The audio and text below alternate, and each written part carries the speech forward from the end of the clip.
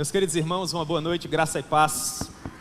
Que alegria poder servi-los com a palavra de Deus hoje à noite, nesse tempo tão especial que o Senhor nos dá, onde nós temos tantos motivos, irmãos, para agradecer ao Senhor, agradecer pela cura da nossa querida irmã Janeide, agradecer pelo fato do que o nosso Deus tem cuidado de nós, a sua fidelidade tem nos assistido, Ele até aqui tem nos ajudado, e por isso nós estamos muito felizes. Louvado seja o nome dEle por isso. Meus irmãos, eu gostaria de ler mais uma vez com vocês o Salmo 116, esse salmo de ações de graças a Deus. Essa também foi a palavra que Deus propôs ao meu coração para nós partilharmos hoje à noite. Salmo 116, nós leremos do verso 1 ao verso 14. Salmo 116, do verso 1 ao verso 14. Amém?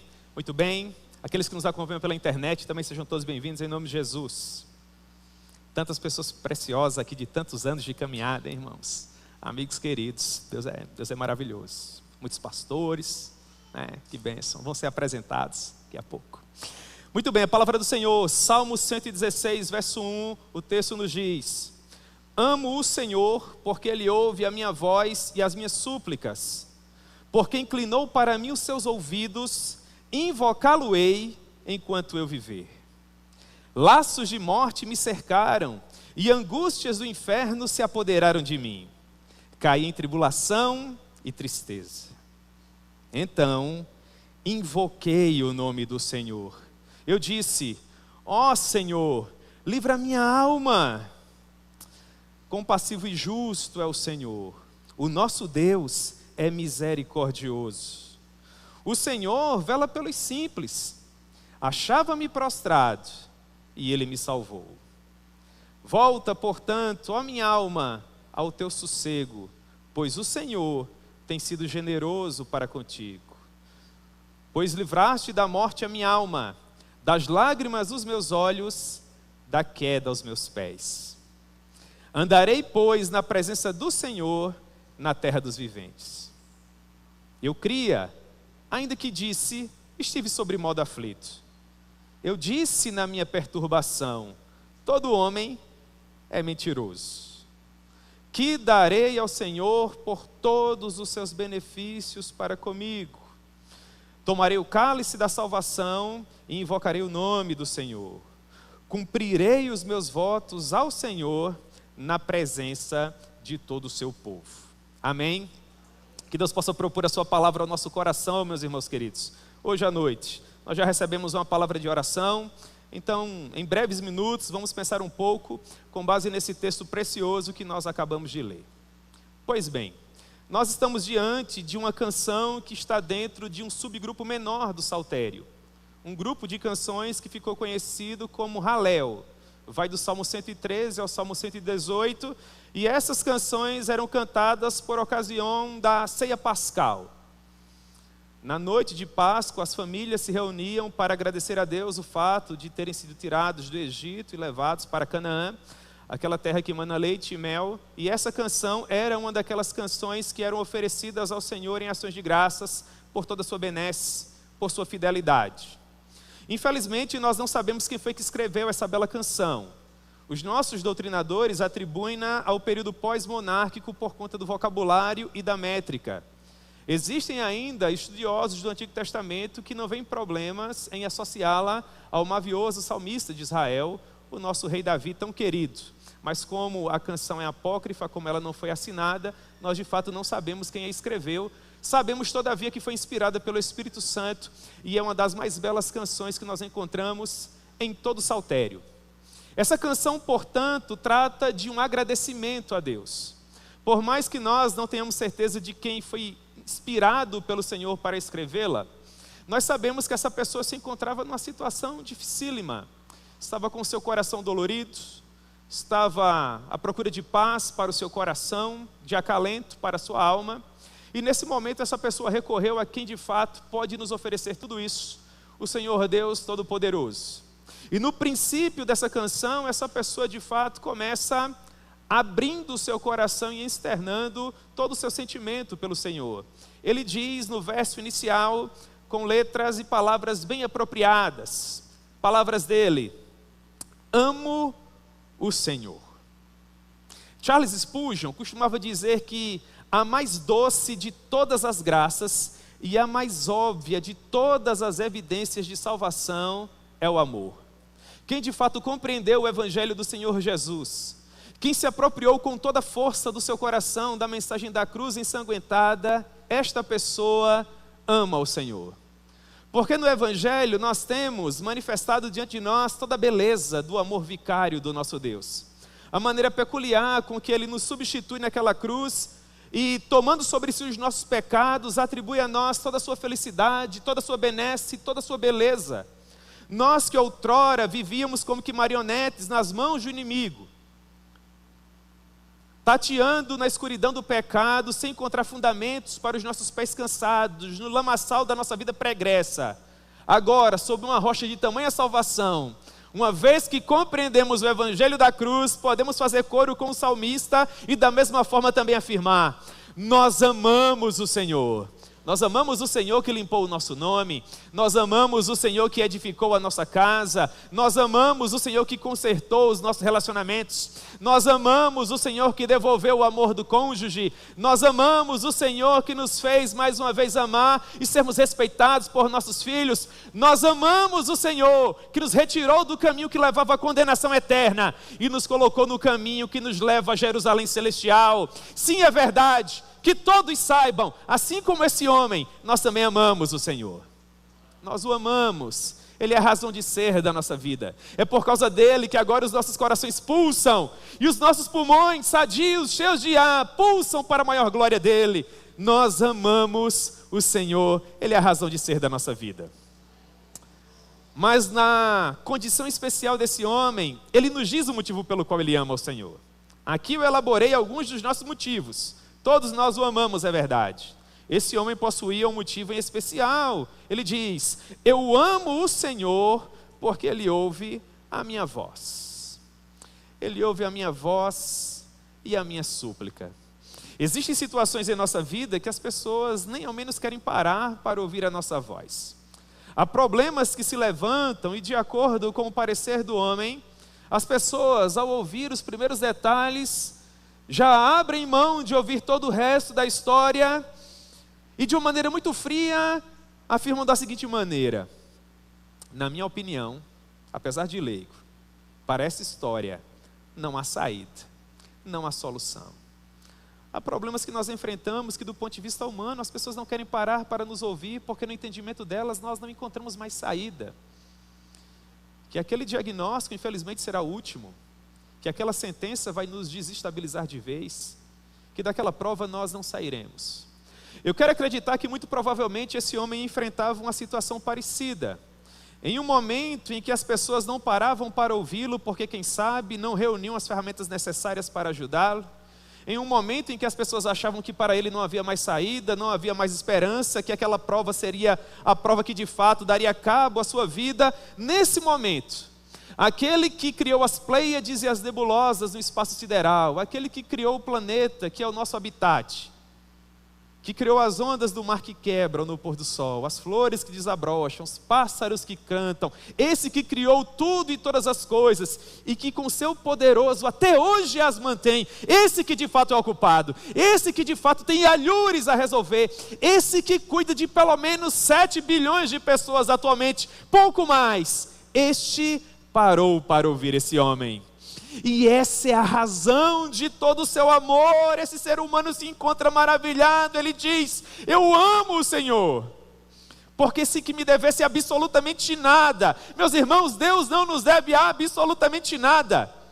Com uma miríade de coisas todos os dias para cuidar e resolver, esse Deus todo-poderoso, apesar de nós, para e nos ouve, e isso deveria nos deixar maravilhados, assim como esse homem está. Ele diz, abrindo o seu coração: eu amo o Senhor, porque Ele ouve a minha voz e a minha súplica. No verso 2 ele diz: porque Ele inclinou para mim os seus ouvidos.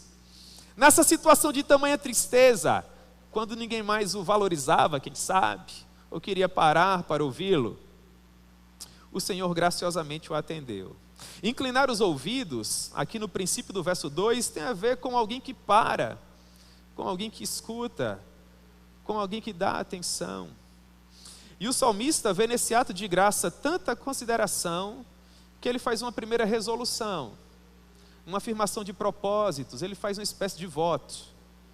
Ele está tão feliz, tão maravilhado pelo fato de Deus tê-lo ouvido, que ele diz o seguinte, verso 2, a porção final: invocá-lo-ei enquanto eu viver. É muito interessante, irmãos, que até esse momento Deus não fez absolutamente nada no que diz respeito ao problema desse homem. Esse homem se encontrava amargurado, com pés cansados de tanto procurar ajuda, a mente atribulada, sabe o Senhor há quanto tempo, por não conseguir encontrar um fiapo sequer de paz. Até que finalmente, do mais profundo do seu desassossego, quando ele estava para além daquele poço profundo de melancolia e dor, Deus inclinou os ouvidos para ele. Deus parou, e ele teve a certeza inafastável em seu coração, que aquele que de fato pode fazer novas todas as coisas, parou e o ouviu. E ele abriu seu coração para Deus. E na certeza de que de fato ele havia sido ouvido, ainda que até então Deus não tivesse falado nada a respeito do que seria da vida dele, com o coração cheio de graça, ele diz: porque tu paraste, Senhor, e me ouviste no momento de maior aflição da minha vida, eu vou invocar o teu nome enquanto eu viver. Mas é interessante, irmãos, que nesse momento ele nos oferece uma espécie de anatomia da sua alma. É como que se ele abrisse o nosso coração e nos desse um diagnóstico daquilo que ele enfrentava. No verso 3 ele diz assim: laços de morte me cercaram, e angústias do inferno se apoderaram de mim. Caí em tribulação e tristeza. Imagine você, se porventura caminhando pelas ruas de Campina Grande, você encontrasse uma pessoa qualquer, um amigo que há anos você não via, e você feliz encontra aquela pessoa, se crente, você a saúda com a graça e a paz do Senhor Jesus, e pergunta pela situação da pessoa. E você, meu caro, que há tantos anos não vejo, como você tem passado, como anda a sua vida? E ele olhasse no mais profundo dos seus olhos e respondesse assim: laços de morte me cercam, e angústias do inferno se apoderam de mim. A minha vida é tribulação e tristeza. Você teria certeza absoluta que essa pessoa passa por uma situação difícil. Talvez uma situação que está para além daquilo que você, como um bom amigo, poderia fazer, poderia resolver. Às vezes, meus amados irmãos, nós enfrentamos situações assim, que estão para além daquilo que nós podemos resolver, que fogem ao nosso controle, que acabam com a nossa agenda, que trazem amargura ao nosso coração, que fazem fugir dos nossos olhos o sono, do nosso estômago o apetite, do nosso coração a paz. São laços de morte que nos cercam, angústias do inferno que se apoderam de nós e que militam para tornar a nossa vida tão somente tribulação e tristeza. Charles Spurgeon, pregador poderoso, ele nos ajuda a compreender um pouco essa passagem. Ele diz que no entendimento dele, esses laços de morte que cercam o salmista seriam semelhantes a cães de caça que estavam, por exemplo, à procura de um animal que seria o produto daquela empreitada, daquela caça. Imaginem alguns cães ferozes, com garras enormes, com dentes enormes. E esses cães a procuram, quem sabe, de uma lebre, de um coelho indefeso, até que finalmente, em sua sanha, eles conseguem espreitá-lo. E agora aquele animal acuado, quem sabe em uma pedra, quem sabe no tronco de uma árvore, arrodeado de algozes ferozes, que babam, que rilham os dentes, que mostram as presas, e a sensação do coração é essa: laços de morte me cercam. Mas ele vai além. E ele diz: e angústias terríveis se apoderam de mim. Isso tem a ver com a certeza da destruição iminente, do gatilho que está prestes a ser puxado, daquilo que nós menos desejamos e que está prestes a nos assaltar de vez. E em situações assim, quando laços de morte nos cercam e angústias terríveis se apoderam de nós, nem palavras nós temos para descrever o que sentimos.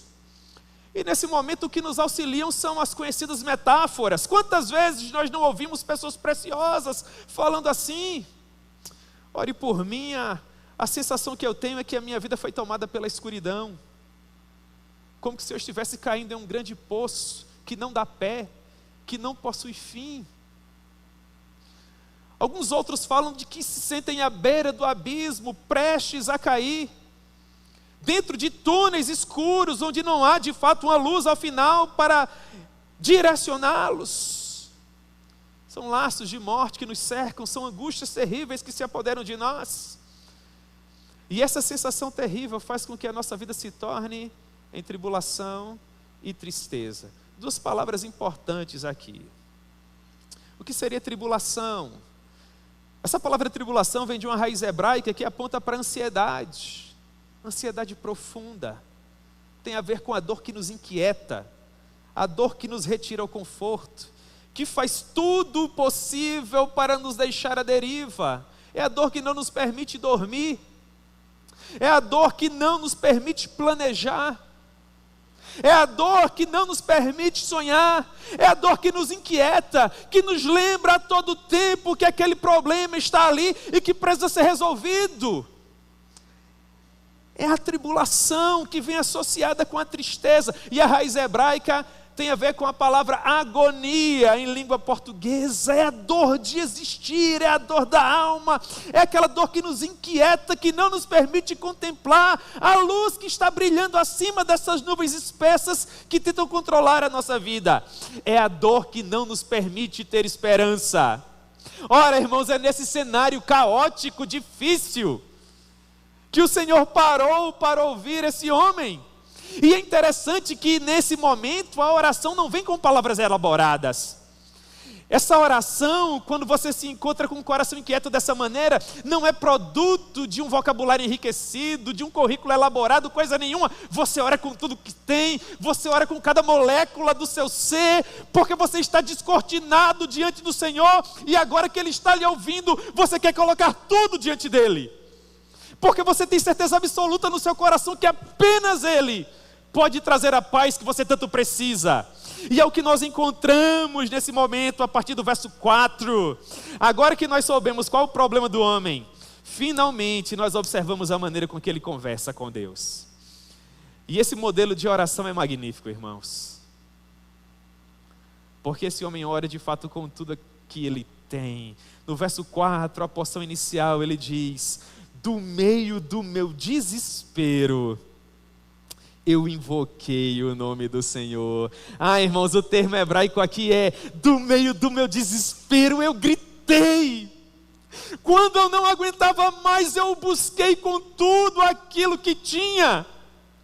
É o grito da alma que diz: Senhor, tenha misericórdia de mim, porque não encontro saída em minha teologia, nem nas experiências que tive até aqui. As palavras daqueles que me amam e que caminham comigo às vezes não são suficientes para me acalentar da maneira com que eu preciso. Portanto, em Ti, Senhor, reside toda a minha esperança. Por favor, tenha misericórdia de mim, atenda-me no meu clamor. Ele está gritando, irmãos. Que oração! Do meio do meu desespero eu gritei. Sabe o que foi que ele disse? Por favor, Senhor, me livre, tenha misericórdia. Em nosso amado nordestinês poderia ser um: valei-me, me acuda. Em muitos aspectos semelhantes à oração do profeta Jonas. A oração, a métrica da oração é a mesma. Jonas viveu uma situação semelhante, lançado por Deus a uma condição inimaginável, onde angústias do inferno se apoderavam da sua alma. Assim como acontece com o texto que nós estamos analisando, Jonas orou da mesma forma. Ele diz no capítulo 2, que é o capítulo da sua oração: pois me lançastes no profundo, no coração dos mares, e a corrente me cercou. Jonas 2,4, todas as tuas ondas e as tuas vagas passaram por cima de mim. As águas me cercaram até a alma. Olha a sensação de Jonas. O abismo me rodeou e as algas se enrolaram na minha cabeça. Ele diz: desci até os fundamentos dos montes, desci até as profundezas da terra, e os ferrolhos se fecharam sobre mim para sempre. Meu Deus, dentro do ventre daquele grande peixe, toneladas e toneladas de água sobre ele, ondas gigantescas quebrando, completamente desorientado, em escuridão atroz. desamparado, para além daquilo que poderíamos chamar o fundo do poço. Foi nesse momento de dor atroz que Jonas finalmente se lembrou do Senhor. Jonas capítulo 2, verso 7, irmãos.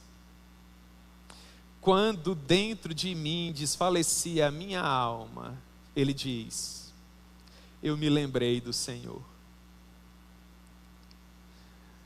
E mesmo que no mais profundo mar, em meio à maior escuridão, sendo açoitado pelo maior desespero que nós não conseguimos colocar em palavras, ele diz, subiu a ti a minha oração. Será que vocês acham que Jonas, dentro do ventre daquele grande animal, começou a oração assim? Meu querido Deus, meu amado Pai, nesta bela noite, em clima agradável, refrigerado por estas máquinas preciosas, eu estou aqui mais uma vez, Senhor. E como disse Charles Spurgeon em um dos seus livros preciosos, será que Jonas orou dessa maneira, irmãos? Se você tiver uma imaginação semelhante à minha, eu só consigo imaginar um homem que tocava em mucosa, no organismo daquele ser vivo que o havia tragado. E tudo que aquele homem conseguia era gritar com o mais profundo da sua alma. E Deus torna esse grito de dor e angústia inteligível, porque Ele intercede por nós com gemidos inexprimíveis. Jonas diz, Jonas capítulo 2, verso 2, foi na minha angústia que eu clamei ao Senhor. E o teor da oração de Jonas está ainda no verso 2, na porção final. Jonas capítulo 2, verso 2, a porção final. Do ventre do abismo, ele é claro, do ventre do abismo, eu gritei. Eu não sei precisar por quanto tempo Jonas gritou para que o Senhor de fato o atendesse. Eu também não sei por quanto tempo o salmista orou para que Deus viesse a de fato atender a sua oração. Mas de uma coisa eu sei, o Senhor ouviu tanto a Jonas como o salmista, assim como ainda nos dias atuais, Ele também nos ouve. No verso 5 ele diz, compassivo e justo é o Senhor, o nosso Deus é misericordioso, o Senhor vela pelos simples. Eu achava-me prostrado, diminuído, abatido, ínfimo, e Ele me salvou. Ora, irmãos, não poderia ser diferente. Não há ninguém que venha até o Senhor com o coração contrito e quebrantado, que volte de mãos vazias. O nosso Deus ouve a nossa oração, Ele ouve quando nós clamamos por socorro, Ele é conforto em tempos de dificuldade. Aquele homem tinha certeza absoluta que Deus tinha ouvido a sua voz, que Deus tinha feito uma análise da sua alma, uma anamnese da sua mente, um exame do seu coração. E agora, irmãos, ainda que o Senhor ainda não tivesse falado palavra, Ele já dizia para a sua alma, verso 7, a porção inicial, Ele dizia, volta, ó minha alma, ao teu sossego. O meu Deus me ouviu, o meu Deus que não me desampara, o meu Deus que não me abandona, o meu Deus que não me esquece, o meu Deus que me prometeu que a graça que havia me chamado no princípio seria suficiente para me conduzir até o final. No momento da mais profunda angústia, quando nós achamos que aquela será a nossa última noite, que nós jamais veremos os raios solares brilharem mais uma vez, Deus nos ouve. E quando Ele nos ouve, ainda que Ele nem tenha mudado o diagnóstico, nós já descansamos, porque sabemos que com Ele ou vivemos ou morremos. Se estamos com Ele, estamos seguros. Essa é a experiência do querido pastor John Piper, grande homem de Deus, assentado à frente daquele médico que disse para ele, o diagnóstico é câncer. Grande pregador, grande escritor, um homem que Deus tem usado para salvar milhares, para a glória de Deus. E ele compartilha naquele texto, que no momento em que recebeu esse diagnóstico, era como que se muitas flechas o atravessassem. É uma dor inexplicável, irmãos. Mas ele diz que naquele momento, o Espírito Santo lhe trouxe um texto ao coração. 1 Tessalonicenses 5:9. 9 e 10, que diz: porque Deus não nos destinou para a ira, mas para alcançarmos salvação mediante o nosso Senhor Jesus Cristo, que morreu por nós, para que quer vigiemos, quer durmamos, vivamos para sempre em comunhão com Ele. Jesus morreu por nós, para que quer estejamos felizes, quer estejamos tristes, quer estejamos calmos, quer estejamos desesperados, tenhamos comunhão com Ele. E naquele momento o homem diz: eu senti no meu coração paz como um rio. E a analogia do rio é interessante. No Nordeste nós não temos tantos rios, não é? Mas a sensação é como que se as nossas vidas às vezes fossem semelhantes a um rio sinuoso, que faz muitas curvas, que percorre muitos caminhos, alguns áridos, outros não, que às vezes é tão ferido por pedras e por rochas, e às vezes cai metros e metros, e a sensação de cair é de um sofrimento grande. Para nós é exuberância, uma cachoeira é magnífica, para o rio nem tanto. Vai você cair 10 metros, 15 metros, 20 metros. Mas ele diz: paz como um rio. Não importa por quais caminhos ele me guie, quantas pedras me firam, quantas vezes eu tenho que cair para depois me levantar. Eu sei que no final eu chegarei ao mar, eu chegarei ao meu destino. Não importa por quais caminhos o meu mestre, o meu redentor me guie, a minha chegada é certa. Portanto, volta, ó minha alma, ao teu sossego, pois o Senhor tem sido generoso para comigo. Há uma velha canção que nos diz dessa maneira, não é? Ela diz: por que te abates, ó minha alma, e te comoves, perdendo a calma? Não tenha medo, em Deus espera, porque bem cedo Jesus virá. Não se preocupe, não se atemorize. O choro pode até durar uma noite, mas a alegria vem pela manhã. Verso 7, a porção final: pois o Senhor tem sido generoso para comigo.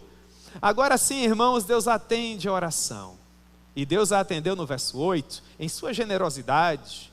No verso 8 está escrito: pois livraste da morte a minha alma, das lágrimas os meus olhos, da queda os meus pés. É magnífico, não é? O verso 8 devia ser escrito com letras douradas. Se você comparar o verso 3 com o verso 8, você vai enxergar apenas graça nessa comparação.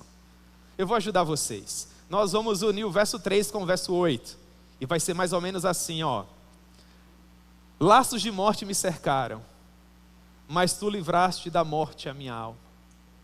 Angústias do inferno se apoderaram de mim, mas tu enxugaste dos meus olhos toda lágrima. A minha vida era apenas tribulação e tristeza, mas tu me escrevestes uma nova história. Aleluia! É fantástico, não é, irmãos? Nesse momento ele faz uma segunda afirmação teológica. Ele faz um segundo voto. E é muito bonito. E diz muito acerca do caráter desse homem. Ele diz no verso 9: andarei na presença do Senhor enquanto eu viver.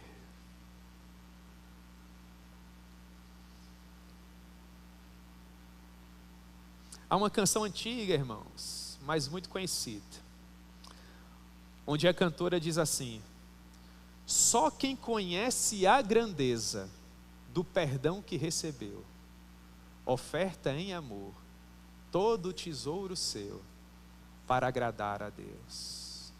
Só quem sabe de fato de onde saiu, consegue reconhecer de fato o que Deus fez por ele e para onde ele vai. Como é que nós vamos terminar do verso 10 ao verso 14? Nós vamos terminar naturalmente com uma vida transformada pelo Senhor. Ele vai dizer nos versos 10 e 11: eu cria, ainda que disse, estive sobremodo aflito. Eu disse na minha perturbação, todo homem é mentiroso. Ora, esse homem acreditava, mas havia momentos de dor e de aflição que, como ser humano, às vezes o coração dele não funcionava da maneira devida. E nesses momentos, às vezes, aquelas palavras amarguradas das pessoas que não possuíam a mesma fé, ou que não tinham a mesma esperança, o feriam e o feriam mortalmente. Portanto, no meio da sua aflição, às vezes ele dizia: na verdade, todo homem é mentiroso. Eu não quero acreditar no diagnóstico dessas pessoas, eu prefiro acreditar no diagnóstico do meu Deus. Ora, Salmo 40, versículo 4, bem-aventurado é o homem que põe no Senhor a sua esperança. Esse homem estava dizendo, houve momentos em que eu me atribulei, é verdade, sou ser humano, palavras enviesadas amarguravam o meu coração, mas nesses momentos eu colocava toda a minha confiança no Senhor, porque eu sabia que a última palavra não é do homem, a última palavra é do meu Deus. Meus irmãos, nesse momento, eu gostaria de dizer algo que todos vocês o sabem. A nossa vida não é decidida na terra, a nossa vida é decidida no céu. A palavra final não é do médico, a palavra final é de Deus, a palavra final não é do juiz, a palavra final é do Senhor. Não há ninguém que possa interferir nos planos soberanos de Deus. Nós iremos até onde Deus deseja que nós de fato o vamos, e não há nada em absoluto que possa interferir a nossa jornada com o Senhor, porque Ele é todo poderoso. Esse homem lembra disso, e ele termina com palavras de ações de graças. Ele diz, que darei ao Senhor por todos os seus benefícios para comigo. Verso 12, que darei ao Senhor por todos os seus benefícios para comigo. É como que, em outras palavras, ele estivesse dizendo, como eu posso agradecer a Deus por tudo que Ele tem feito por mim? É uma sensação parecida com a do apóstolo Paulo, quando ele estava terminando de escrever a parte dogmática de Romanos, não é? Escreveu toda a teologia de Romanos. Antes de entrar nos aspectos práticos, o apóstolo Paulo para, e no capítulo 11, verso 33, maravilhado com tudo aquilo que Deus o havia revelado, ele diz assim, ó profundidade das riquezas, tanto da sabedoria como do conhecimento de Deus. Quão insondáveis são os seus juízos e quão inescrutáveis os seus caminhos. Quem, pois, conheceu a mente do Senhor? Ou quem foi o seu conselheiro? Quem primeiro deu a ele para depois ser restituído? Quem foi que primeiro deu a ele para depois receber, irmãos? Ninguém. Portanto, eu creio que o verso 36 é o nosso verso, né? Para hoje à noite, Romanos 11, 36. O salmista concordaria conosco, seguramente. Diz assim, porque dele, por ele e para ele são todas as coisas. A ele, pois, a glória. Mas ele fez uma pergunta, o que eu darei ao Senhor em retribuição por tudo aquilo que Ele me fez? E Ele próprio responde, e com isso nós encerramos também a nossa breve reflexão de hoje à noite. E Ele responde o que vai dar ao Senhor nos versos 13 e 14. Ele diz, tomarei o cálice da salvação e invocarei o nome do Senhor. Cumprirei os meus votos ao Senhor na presença de todo o seu povo. Em primeiro lugar, tomarei o cálice da salvação. É como que se em outras palavras ele estivesse dizendo, receberei a mensagem do Evangelho e a amarei com toda a força do meu coração. Agradecerei por tudo aquilo que o meu Deus tiver para mim. Em segundo lugar, ele diz, invocarei o nome do Senhor. Dito de outra forma, eu glorificarei a Deus com a minha vida. E o servirei com tudo aquilo que tenho e com tudo aquilo que sou. E em terceiro lugar, cumprirei os meus votos ao Senhor. E ele fez 2 votos aqui, vocês lembram? Ele fez um voto no verso 2 e ele fez um voto no verso 9. São 2 afirmações de propósito, são 2 resoluções, não é? Termo que o Jonathan Edwards usava. Esse homem também fez 2 resoluções. Cumprirei os meus votos ao Senhor. Qual foi o primeiro voto? Invocá-lo-ei enquanto eu viver. Qual foi o segundo voto? Verso 9. Andarei na presença do Senhor na terra dos viventes. Meus irmãos, antes de trazer as aplicações, que são 3, sempre que eu leio o Salmo 116 até aqui, eu lembro também da minha própria experiência com o Senhor. Eu tenho 2 filhos e em ambos os nascimentos deles, e essa é a minha experiência da minha esposa, não é? Eu sei que há senhoras grávidas aqui, então guardem o coração, porque não vai ter problema nenhum no nascimento dos filhinhos de vocês, tá bom? Mas na minha experiência e da Raíssa, em ambos os casos, nossos filhos nasceram com sérios problemas, irmãos, sérios problemas. A minha filha enfrentou uma situação terrível. E o meu filhinho andou pelo vale da sombra da morte.